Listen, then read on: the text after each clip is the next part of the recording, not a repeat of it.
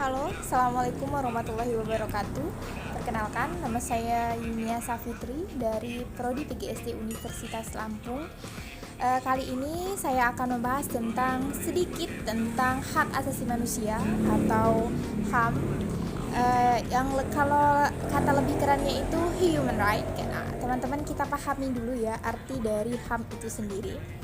HAM atau hak asasi manusia adalah suatu hak yang sebenarnya itu sudah ada sejak kita lahir sampai mati sebagai anugerah Tuhan yang Maha Esa. Nah, sebenarnya teman-teman, semua orang itu memiliki hak untuk menjalankan kehidupannya dan atas apa yang ia kehendaki selama seseorang itu tidak melanggar norma dan adat yang ada di dalam masyarakat. Oke teman-teman, tadi kita udah bahas pengertian HAM secara singkat. Nah, sekarang kita coba pahami pengertian HAM menurut para ahli. Sebenarnya banyak ahli-ahli yang memberikan pengertian tentang hak asasi manusia itu sendiri, tapi kita akan coba mengenal satu dan pahami satu, yaitu dari Maryam Budiarjo, bahwa HAM adalah hak seseorang yang ada sejak lahir dan memiliki sifat yang universal. Lalu, karena hak yang dimiliki itu tanpa adanya perbedaan, yaitu ras, agama, gender, suku, budaya. Nah, itu menurut Maryam Budiarjo. Jadi teman-teman, dapat kita ambil kesimpulan bahwa HAM itu adalah hak kita yang sebenarnya itu sudah ada sejak kita lahir, dan sebenarnya hak itu sudah melekat pada diri kita, teman-teman. Oke teman-teman, kita udah bahas tentang pengertian HAM. Sekarang kita pahami tentang ciri-ciri hak asasi manusia. Nah, yang pertama, ciri dari hak asasi manusia itu mendefinisikan HAM itu sendiri, teman-teman. Kita bahas yang pertama, yaitu hakiki. Nah, hakiki itu adalah salah satu sifat dari atau ciri dari hak asasi manusia. Artinya, HAM itu sudah ada atau sudah melekat pada diri kita, bahkan sejak kita berada di dalam kandungan. Nah, hal ini bisa diartikan bahwa HAM merupakan kodrat yang ada yang diberikan oleh Tuhan kepada manusia, teman-teman. Nah, sebenarnya HAM itu ada di sepanjang kehidupan manusia. Kalau misalnya nih HAM itu bakal diilangin, berarti manusia bakal diilangin dong. Nah, jadi betapa pentingnya, dan HAM ini tidak bisa diremehkan, teman-teman, karena HAM adalah sejatinya HAM itu sudah ada dalam dan sudah melekat di dalam diri manusia. Kita lanjut ke ciri-ciri yang kedua, yaitu universal. HAM itu bersifat universal, teman-teman. Artinya, HAM itu bersifat menyeluruh. Bahwa dalam arti menyeluruh berarti HAM itu tidak terbatas antara ruang dan waktu. Artinya, tidak antara misalnya HAM ini berlaku buat negara-negara maju aja, sedangkan negara berkembang, bahkan negara tertinggal itu tidak ada HAM-nya. Itu salah besar, teman-teman. Bahwa sudah dikatakan tadi bahwa HAM itu bersifat hakiki, ada sejak kita lahir, bahkan sejak kita di dalam kandungan. Artinya HAM itu tidak memandang antara kita dimanapun, karena HAM itu sudah melekat dalam diri kita. Nah, artinya HAM bersifat menyeluruh juga berarti kita harus menjunjung tinggi HAM, karena HAM itu tidak memandang suatu perbedaan, suatu kedudukan antara ras, suku, agama, adatnya, dan lain sebagainya. Kita lanjut ke ciri dari yang ketiga, yaitu bersifat tetap. Artinya HAM itu sudah melekat pada diri kita, teman-teman. Karena HAM itu sejatinya kan sudah dikatakan bahwa HAM itu ada dalam diri manusia dan akan terus ada dalam diri manusia, teman-teman. Karena keberadaan HAM itu tidak bisa diambil secara sepihak dan akan terus ada dan melekat pada diri manusia karena sifatnya tetap. Ciri HAM selanjutnya adalah HAM itu bersifat atau berciri utuh. Artinya HAM itu ada pada manusia atau pada seseorang itu utuh, yang tidak bisa dibagi-bagi, teman-teman. Karena hak antara orang yang satu dengan orang yang satu atau orang yang lainnya itu sama, teman-teman. Misalnya, kita mempunyai hak untuk hidup, hak untuk menyuarakan pendapat kita. Nah, setiap orang itu mempunyai haknya masing-masing. Setiap orang yang si A dengan si B boleh memiliki pendapat yang berbeda. Setiap si A dengan si B boleh menyuarakan suaranya, hak untuk berpolitik dan lain sebagainya, karena HAM itu bersifat utuh, teman-teman. Lanjut ya teman-teman ke pembahasan macam-macam dari HAM atau hak asasi manusia. Yang pertama itu hak asasi pribadi seseorang atau personal human right. Nah, contoh dari hak asasi pribadi seseorang itu, contohnya kita bebas untuk memeluk agama, bebas untuk kita berpindah-pindah tempat, kita bebas untuk menyampaikan pendapat. Nah, itu merupakan contoh dari hak pribadi seseorang. Teman-teman, kita lanjut ke penggolongan dari HAM yang ketiga, yaitu hak berpolitik.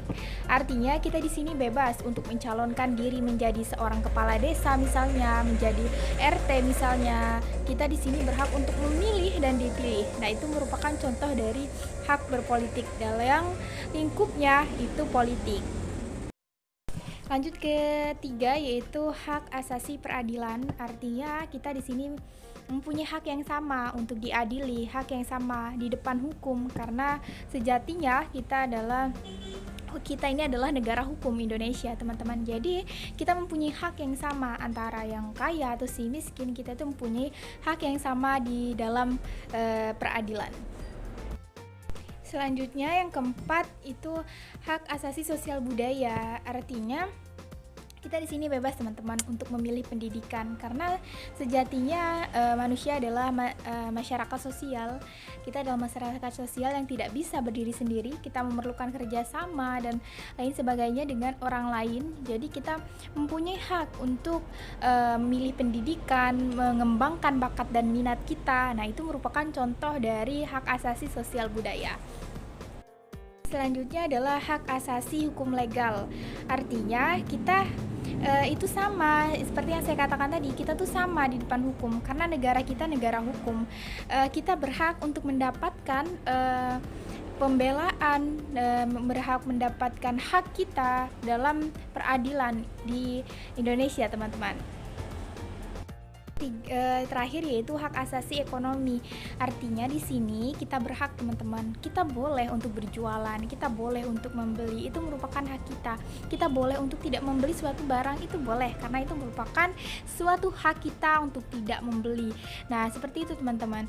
Contohnya kita ingin menjadi seorang wirausaha atau pembisnis, itu juga merupakan salah satu contoh hak dari asasi manusia. Hak asasi manusia. Pembahasan selanjutnya yaitu tentang undang-undang yang mengatur tentang hak asasi manusia di Indonesia. Perlu diketahui, teman-teman, bahwa di setiap negara itu mempunyai undang-undangnya sendiri yang menyangkut tentang hak asasi manusia. Jadi kita Indonesia sendiri itu mempunyai undang-undangnya. Nah, saya akan memberi satu contoh undang-undang, karena undang-undangnya itu sangat banyak. Kalau disebutkan satu persatu mungkin akan sangat panjang durasinya.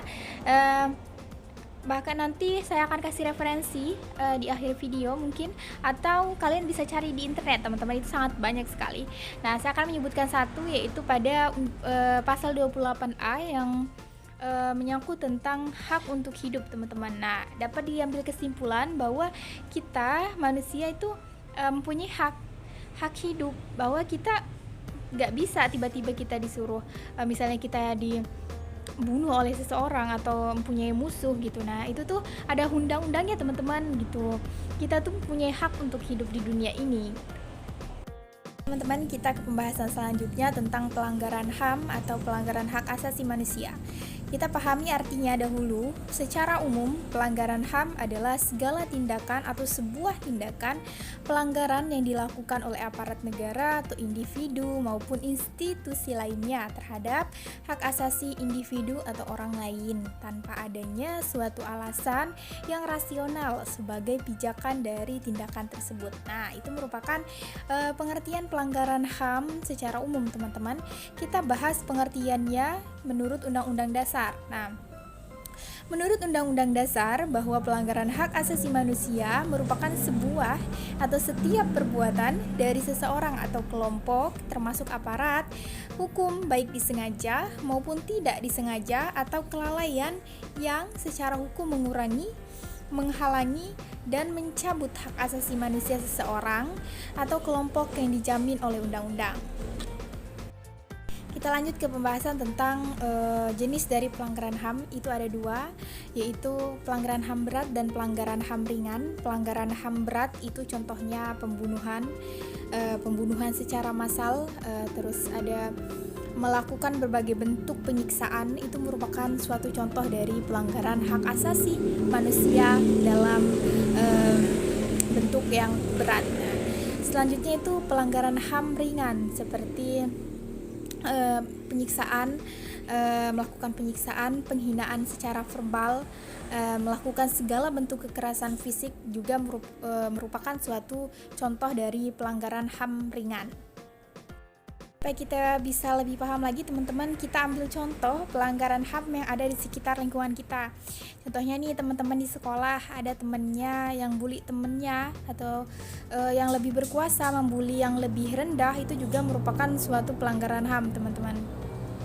Seorang guru melakukan diskriminasi terhadap siswanya juga merupakan suatu pelanggaran HAM yang ada di lingkungan sekolah. Nah, kalau misalnya kita ambil contoh pelanggaran HAM yang ada di lingkungan keluarga, yaitu misalnya orang tua yang menganiaya anaknya, bahkan orang tuanya bisa membunuh anaknya. Nah, itu sudah masuk ke dalam pelanggaran HAM teman-teman.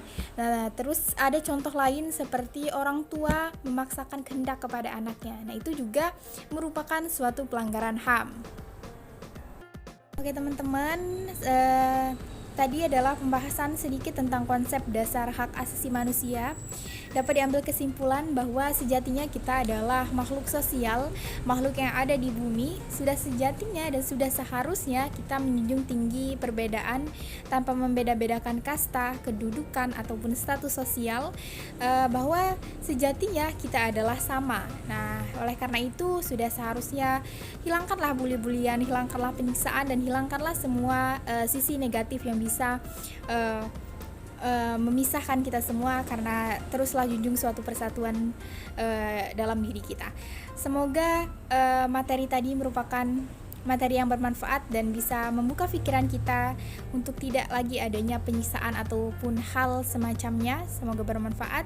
Terima kasih. Wassalamualaikum warahmatullahi wabarakatuh.